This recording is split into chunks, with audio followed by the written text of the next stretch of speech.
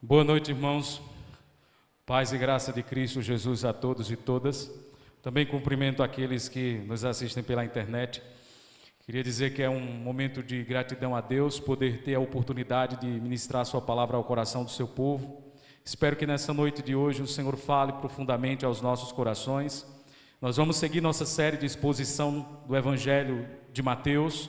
Nós vamos hoje abrir no capítulo de número 8 e seguir a sequência. E hoje nós vamos falar da cura da sogra do apóstolo Pedro.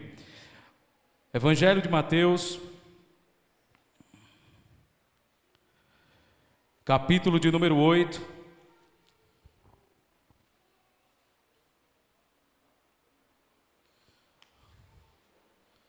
Você vai abrir a Bíblia no verso de número 14 e nós vamos fazer a leitura até o verso de número 17.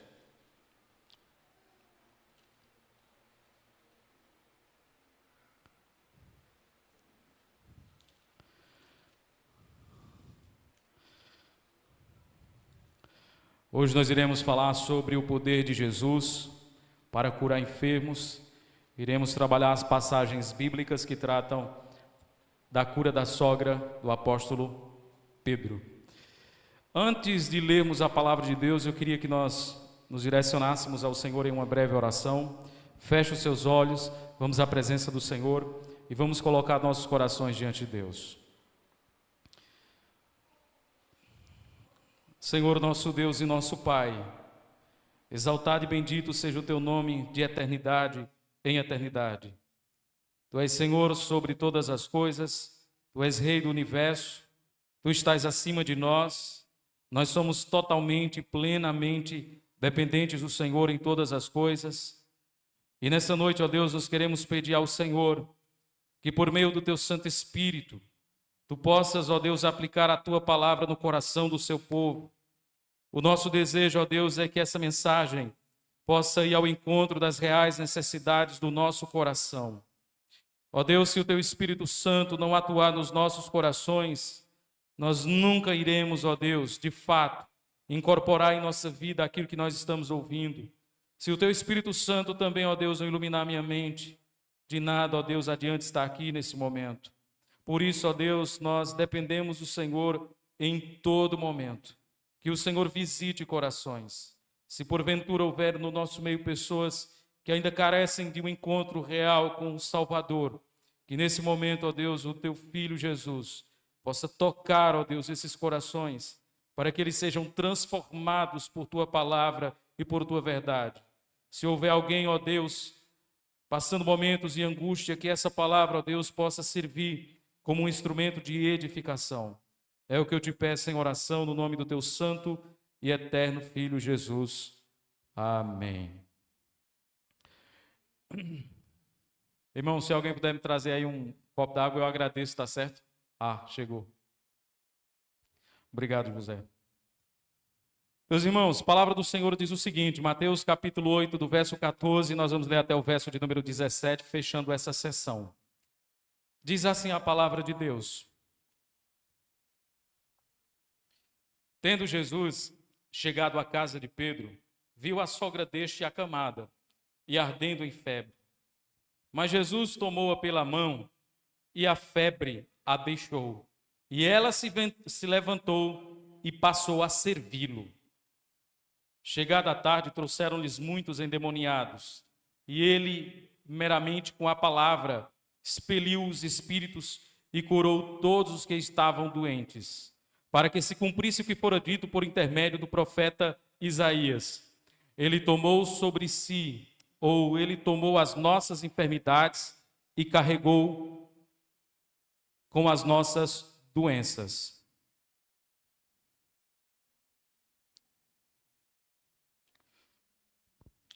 Meus irmãos, o evangelista Mateus, no capítulo inicial do seu evangelho, ele já havia afirmado que Jesus é o Messias escolhido por Deus, porque ele veio de uma linhagem real, que foi a linhagem de Davi e a linhagem de Abraão.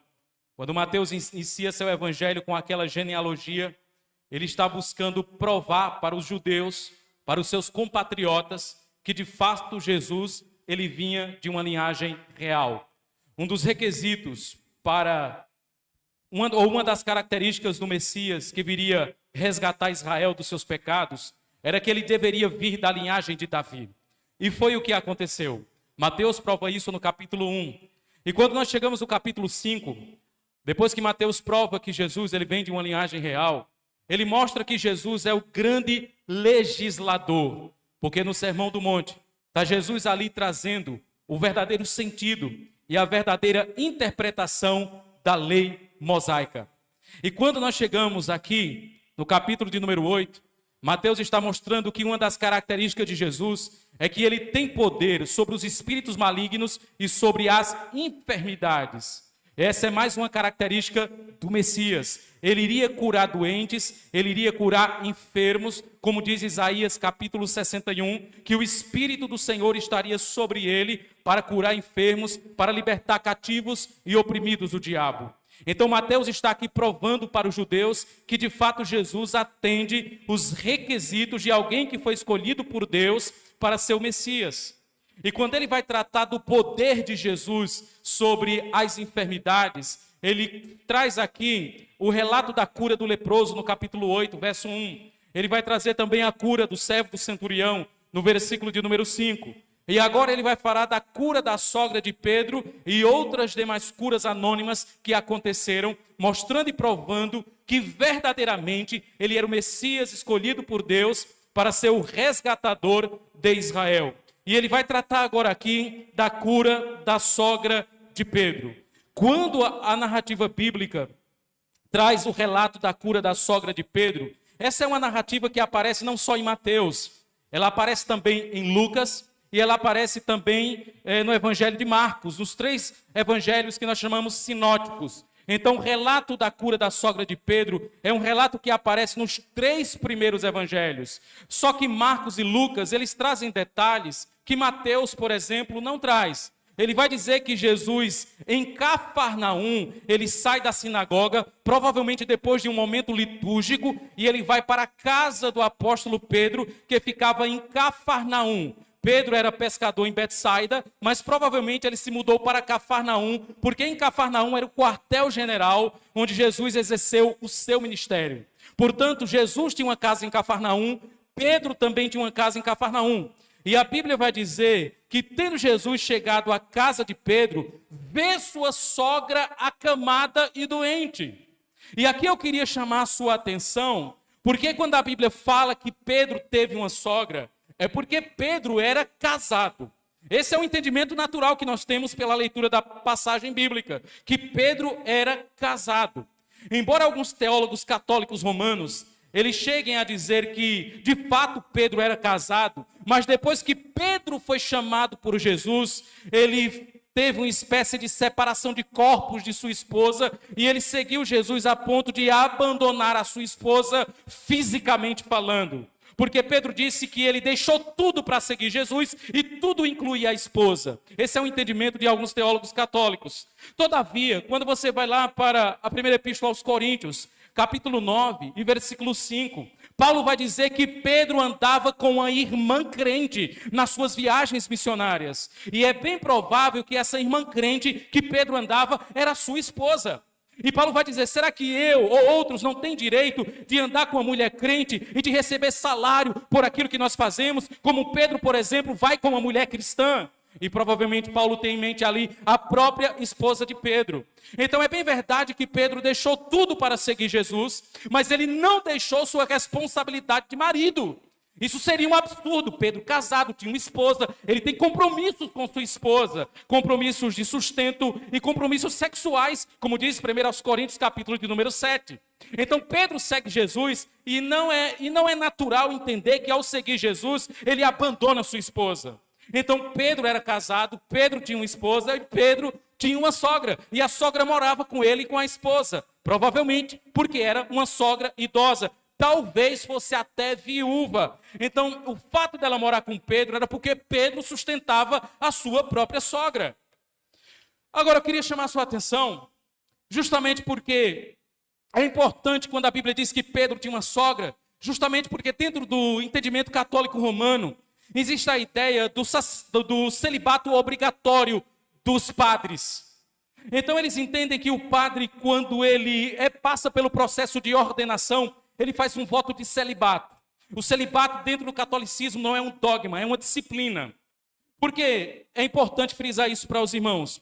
Porque existem católicos que estão em comunhão com a Igreja Romana, lá na região do Oriente, em que os padres são casados. Eu não sei se os irmãos sabiam disso, mas as igrejas católicas do Oriente, por causa da questão cultural, os padres, eles são casados. Mas no Ocidente, o padre, ele faz um voto de celibato, onde ele se compromete em casar com a igreja e não contrair matrimônio com uma mulher. Nos primórdios do cristianismo, os primeiros ministros do evangelho, os bispos e pastores, eles eram casados. O fato de você ser casado não desqualifica uma pessoa para o ministério. Em nenhum lugar da Bíblia há uma proibição para que o ministro de Deus, ele tenha que ser necessariamente solteiro e celibatário. Todavia, o fato de alguém não ser casado e ser um celibatário também não desqualifica para ser um ministro do evangelho. Dentro dos requisitos lá de 1 Timóteo capítulo 3, eu sei que diz marido de uma só mulher, mas marido de uma só mulher caso ele seja casado. Porque na Bíblia nós temos o caso do jovem Timóteo, que era um pastor na igreja de Éfeso, e pelo relato bíblico ele não era casado. Então o fato de alguém, o estado civil de uma pessoa ser casada ou não casada, não desqualifica essa pessoa para ser um ministro de Cristo.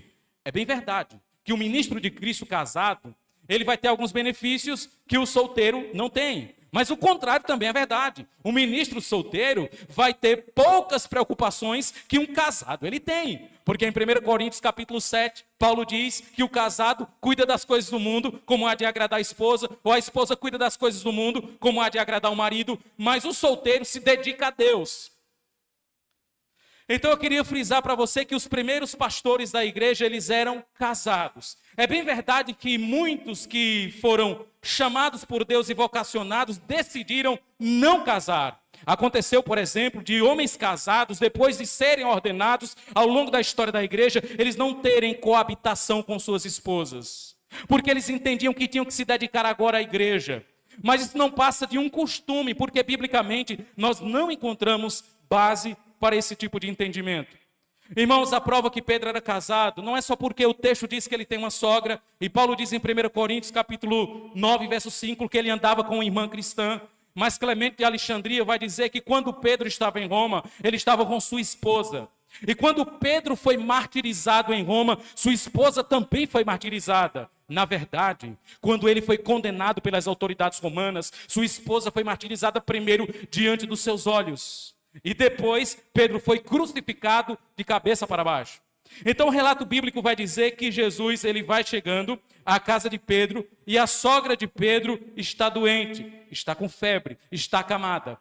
Não se sabe a natureza dessa febre. Alguns estudiosos vão dizer que ela provavelmente pegou malária, que era uma doença comum nos tempos bíblicos.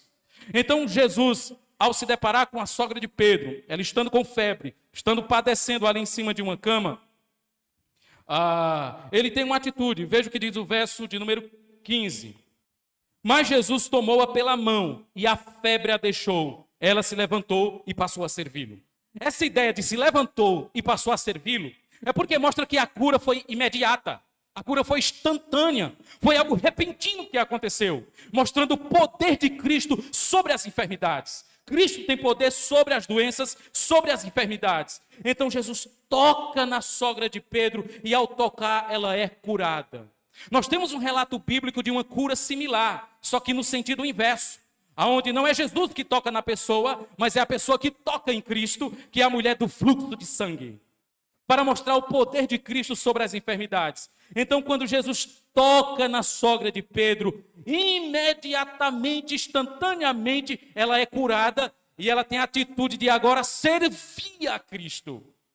Irmãos, deixa eu falar uma coisa para vocês.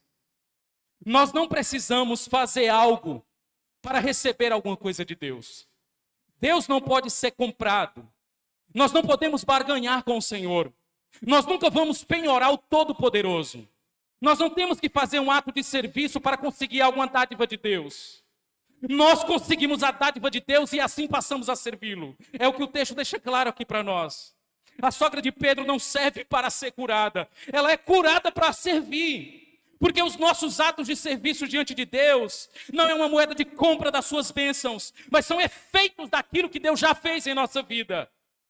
Você não compra a sua salvação. Você não consegue sua salvação pelos atos de serviço. Você não consegue um ato de bondade de Deus para com a sua vida pelaquilo que você faz, pela sua performance. Mas nós servimos a Deus porque Deus antes nos tocou. Porque Deus veio ao encontro dos nossos corações. Ele sempre toma a iniciativa. Quando você pensa em fazer algo para Deus, quando você pensa em fazer algo para o Senhor, aquilo sempre vai ser o efeito, vai ser a evidência de algo que Deus já fez, primeiramente na sua própria vida. Ou não é assim a salvação? No dia que Deus tocou sua vida, no dia que Cristo tocou o seu coração, quando você andava desgarrados como ovelhas sem pastor, envolto em trevas, Cristo foi lá e tocou em você. E o toque dele mudou todo o quadro de morte espiritual em que você se encontrava. E a partir daquele momento você passou a servi-lo. Alguém que foi realmente tocado por Jesus, ele serve a Jesus.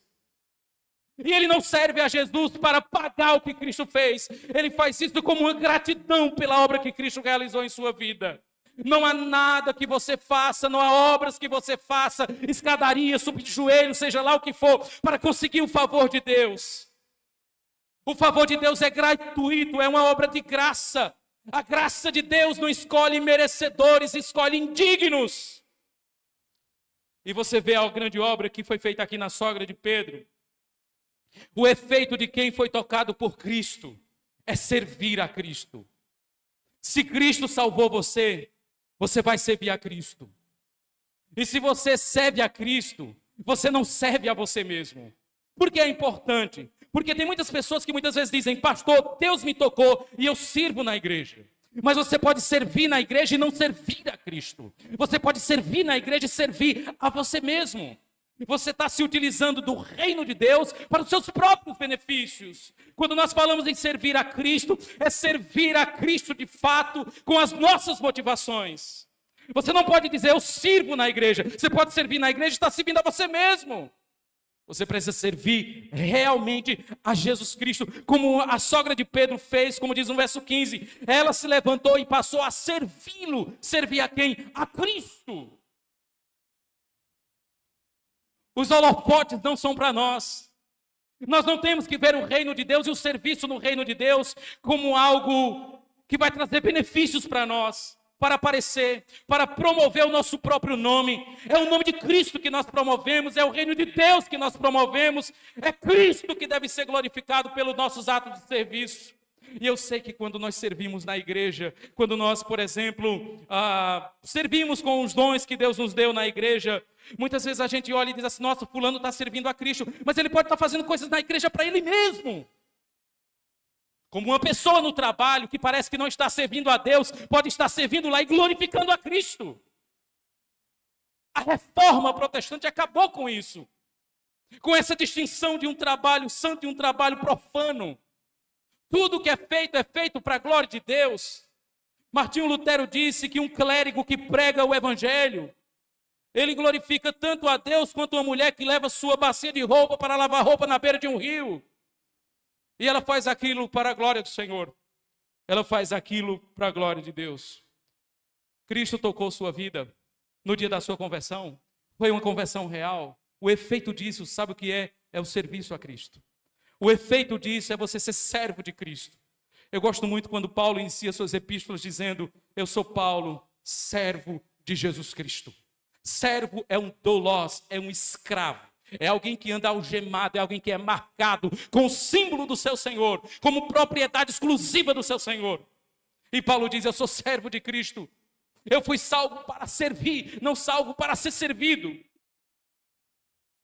E ele continua dizendo que depois que ela serve, chegando à tarde, trouxeram-lhes muitos endemoniados. Irmãos, à tarde aqui já é no pôr do sol, aonde o judeu faz o quê?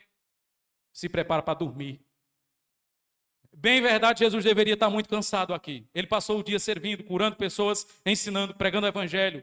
E já aqui na tardinha, provavelmente estava se preparando já para dormir. Lembrando que nos tempos de Jesus e na cultura oriental, nós não temos todo esse aparato da modernidade da cultura ocidental. Jesus não tinha Netflix para assistir, não tinha internet, celular para mexer, para zapear, coisa dessa natureza. Então ele estava se preparando para dormir, ele estava muito cansado. Jesus poderia chegar para essa multidão e dizer o seguinte para os discípulos: olha, digam para eles que eu só vou curar agora amanhã. Hoje eu estou exausto e estou cansado. Jesus encarava o seu serviço a Deus como seu alimento. Ele disse para os seus discípulos: uma comida tenho que vocês não conhecem, é fazer a vontade do meu Pai. Mesmo aqui no fim da tarde, trouxeram-lhes endemoniados, e ele meramente, com a palavra, expeliu os espíritos e curou todos os doentes. Naquela época, muitas enfermidades estavam atreladas à possessão maligna. A possessão maligna acarretava enfermidades nas pessoas. Então, quando Jesus expelia demônios, muitas pessoas eram curadas como efeito disso. E eu não estou dizendo com isso que doença é um demônio. Pode ser que enfermidades tenham como base ou como fundamento uma possessão maligna. Todavia, nem toda doença é demônio.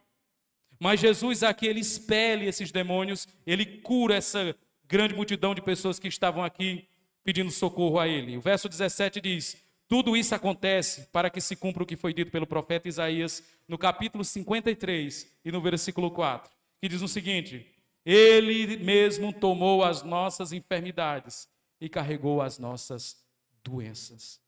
Isaías 53 é aquele capítulo do servo sofredor, que fala de Cristo Jesus e seu sofrimento e sua paixão. Isaías, ele há 700 anos atrás, antes de Cristo, ele olha no túnel do tempo e ele vê o que aconteceria com Jesus na cruz do Calvário, seu sofrimento, sua paixão e suas dores. E ele diz que tudo isso aconteceu. Tudo isso o quê? A cura da sogra de Pedro, a cura do leproso, servo do centurião e essa multidão de pessoas aqui, eles foram curados para que se cumprisse a profecia.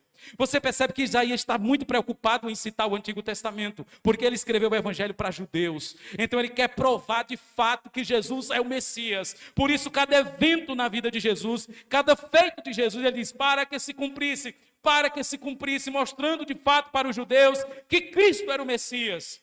Agora, uma pergunta importante para nós é a seguinte: em que sentido Jesus tomou nossas doenças e enfermidades? Em que sentido? Alguns teólogos neopentecostais vão pregar essa passagem bíblica de Isaías 53, verso 4, que diz que ele tomou sobre si as nossas doenças e as nossas enfermidades, para dizer que um cristão não pode mais ficar doente.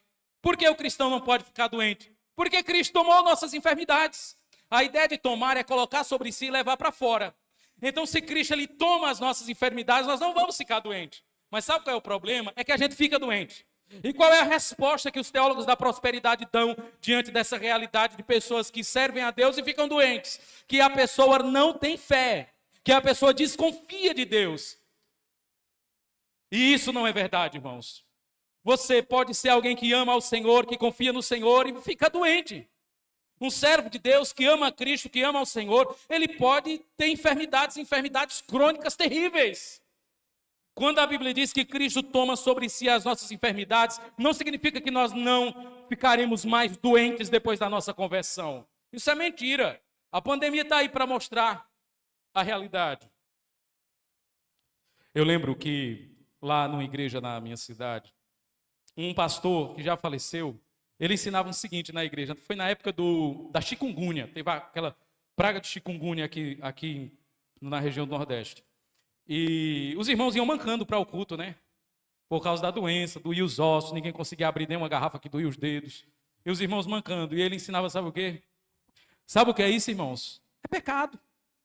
Os irmãos estão assim sofrendo, sendo disciplinados por Deus por causa de pecado. É pecado. Estão escondendo pecado, não confessam pecado e estão doentes. E ele lá, né, inteirão. E um dia quem entra arrastando uma perna? Adivinha? Quando o texto bíblico diz que ele toma sobre si as nossas enfermidades, alguns vão dizer que Cristo toma as nossas enfermidades, uma vez que ele também adoeceu. Porque Cristo veio para nos substituir. E como cordeiro substituto, ele deveria sofrer as penalidades do pecado. Então Cristo ficou doente. Deixa eu fazer uma pergunta para você. Você já encontrou alguma passagem na Bíblia dizendo que Cristo ficou doente? Cristo teve uma diarreia, Cristo teve uma febre, coisa dessa natureza. Você não vai encontrar em nenhuma passagem da Bíblia, nenhum texto dizendo que Cristo adoeceu. O máximo que nós temos é uma citação de Isaías, no capítulo 53, que diz que ele era um homem de dores e que sabe o que é padecer. É o máximo que a gente pode chegar. Mas eu queria pensar com vocês o seguinte: Cristo, ele não tem natureza pecaminosa, ele não tem pecado original, mas ele, mesmo não tendo natureza pecaminosa, não tendo pecado original, ele morreu. E morte é o quê? Penalidade do pecado. Então, se Cristo ele experimenta a morte, a penalidade do pecado, não é antinatural entender que ele também pode ter ficado doente, e isso não foi registrado nas páginas das Escrituras. O Catecismo Maior de Westminster, quando fala da paixão de Jesus Cristo, vai dizer que Cristo, quando ele encarna, ele fica sujeito a enfermidades naturais.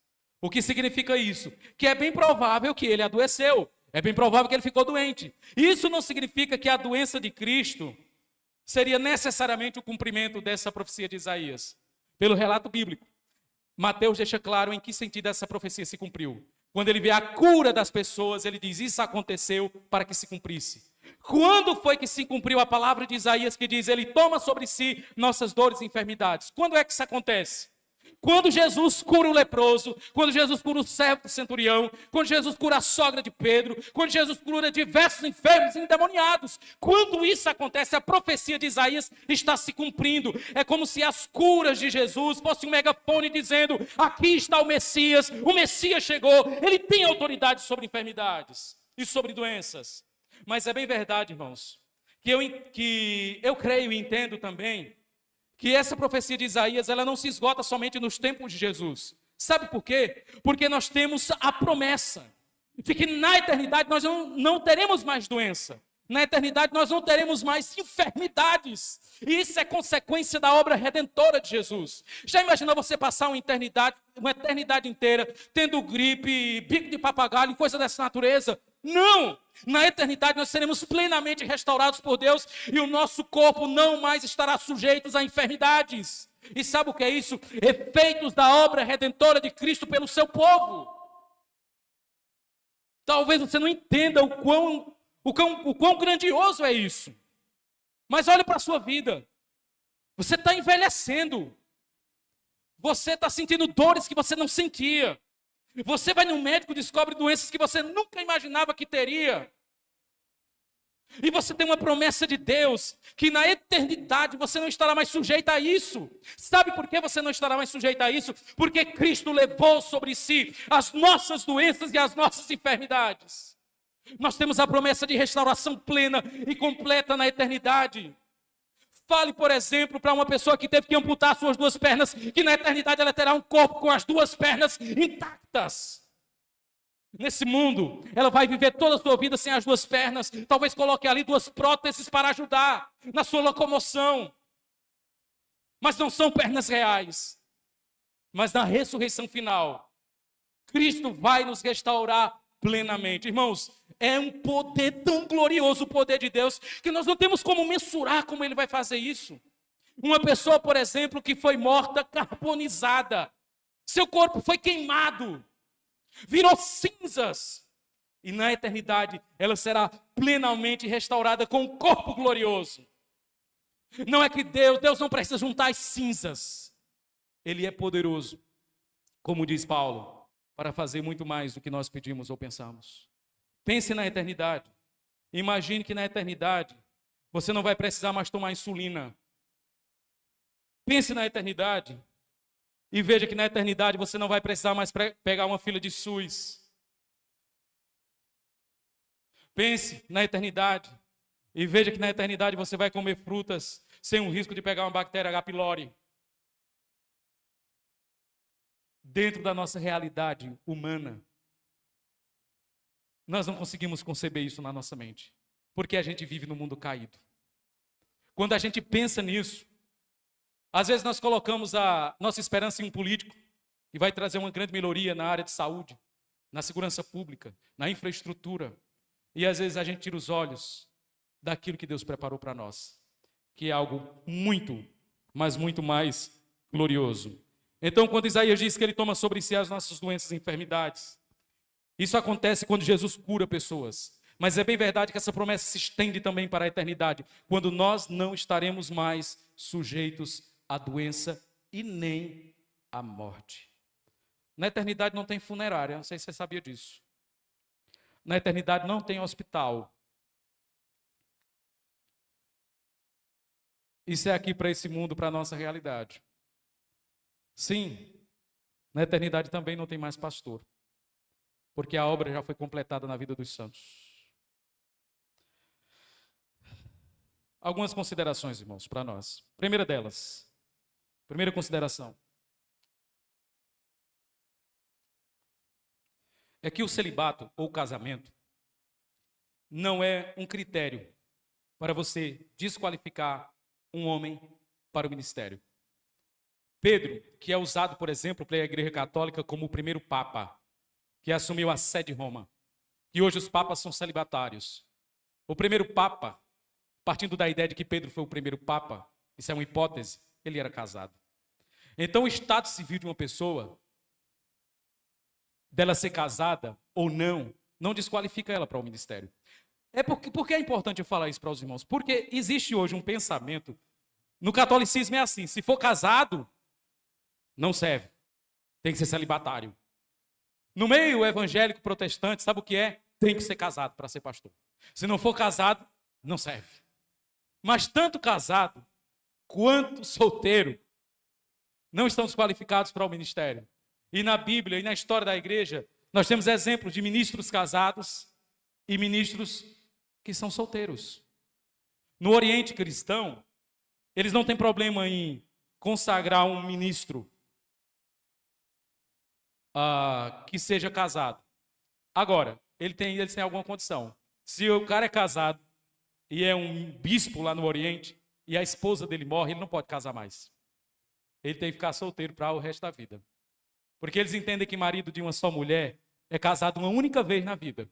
Mesmo que a mulher morra, ele não pode casar novamente. Ele tem que ficar solteiro.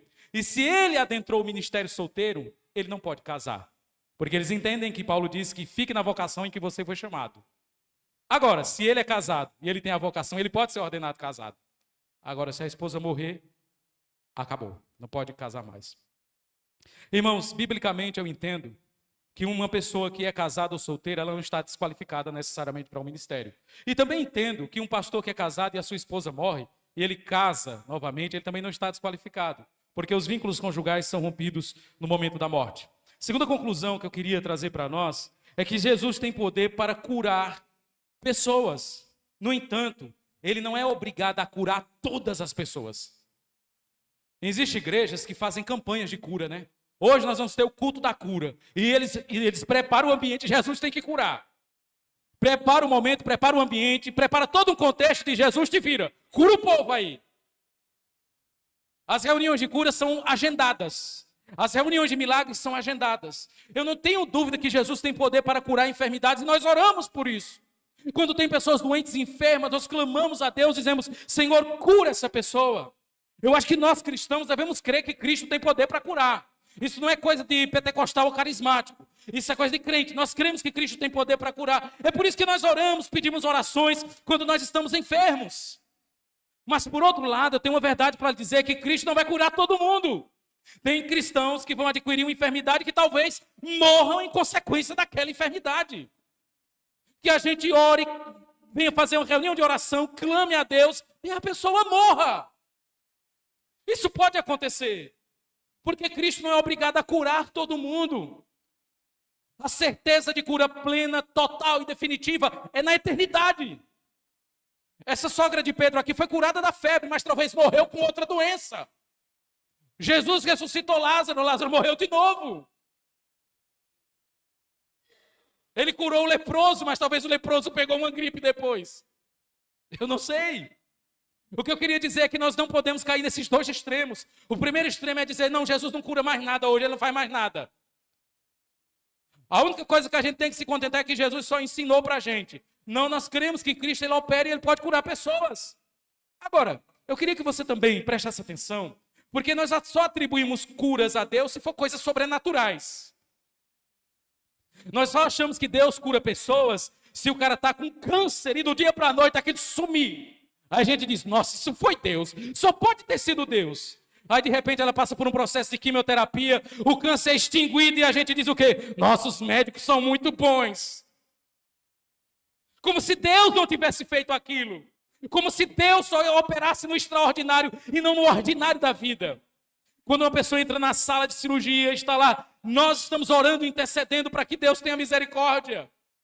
E quando há êxito no procedimento, a gente atribui glória a Deus. Deus usou meios para isso. Mas no fim, quem traz a cura é Deus. Nós também não podemos cair no outro extremo, de achar que Cristo vai ter que curar todo mundo. E marcar reunião para isso. Reunião de milagre, reunião de libertação, reuniões de cura. Nós não precisamos fazer isso. Nós cremos que Cristo pode fazer. Nós oramos por isso. Mas nós não temos que ficar nessa sanha. Cristo tem que fazer isso. O que nós vemos, na verdade, na maioria das igrejas pentecostais, na verdade, não são curas reais. São teatros, encenações que acontecem.